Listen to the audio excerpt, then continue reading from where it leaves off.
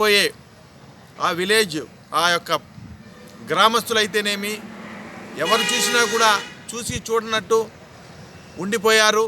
అక్కడ ఉన్నటువంటి ప్రజాప్రతినిధులు కూడా రోజు చూస్తూనే ఉన్నారు తప్ప ఎవరికి కూడా ఆ రాజ్యాంగ నిర్మాతను ఈ విధంగా మట్టిలో నేలపాలు చేసి ఉన్నారు.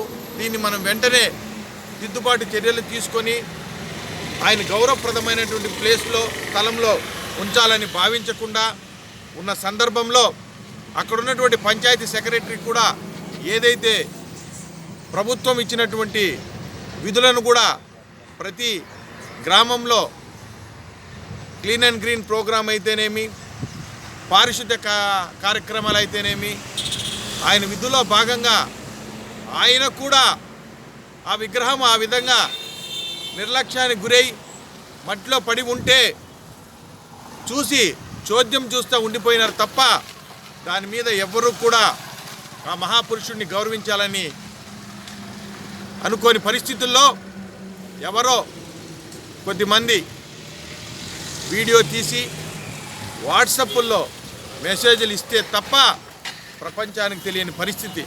అది తెలిసిన వెంటనే మేమందరం కూడా అక్కడికి వెళ్ళి పూర్తిగా పరిశీలిస్తే ఇది పూర్తిగా ఆ పంచాయతీ యొక్క అథారిటీస్, పంచాయతీ సెక్రటరీ వాళ్ళ యొక్క నిర్లక్ష్యం అక్కడ కనపడింది. దానికి సంబంధించి ఈరోజు మేము పోలీస్ స్టేషన్కి వచ్చి సిఐ గారు కూడా ఫిర్యాదు ఇవ్వడం జరిగింది. దాని మీద ఎవరైతే అల్లరి మూకలు ఆ విగ్రహాన్ని పడదోశారో, నిర్లక్ష్యం వహించినటువంటి ఆ పంచాయతీ సెక్రటరీ మీద, అల్లరి మూకల మీద వెంటనే తగు చర్యలు తీసుకొని అంబేద్కర్ గారి యొక్క విగ్రహానికి సంబంధించి అక్కడ జరిగినటువంటి సందర్భాన్ని మేము ఖండించే విషయాలన్నీ కూడా పోలీసు వారి దృష్టికి తీసుకురావడం జరిగింది. కాబట్టి ఆయన దాన్ని పరిశీలించి అవసరమైతే కేసులు కూడా నమోదు చేసి దాన్ని ముందుకు తీసుకొని పోతామని హామీ ఇవ్వడం జరిగింది. నిజంగానే అత్యంత బాధాకరం. మా మనోభావాలందరూ కూడా అంబేద్కర్ గారి విగ్రహం ఆ విధంగా ఉంటే చూసి బాధపడ్డాం.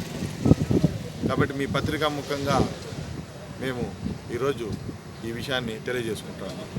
జై భీమ్, జై భారత్.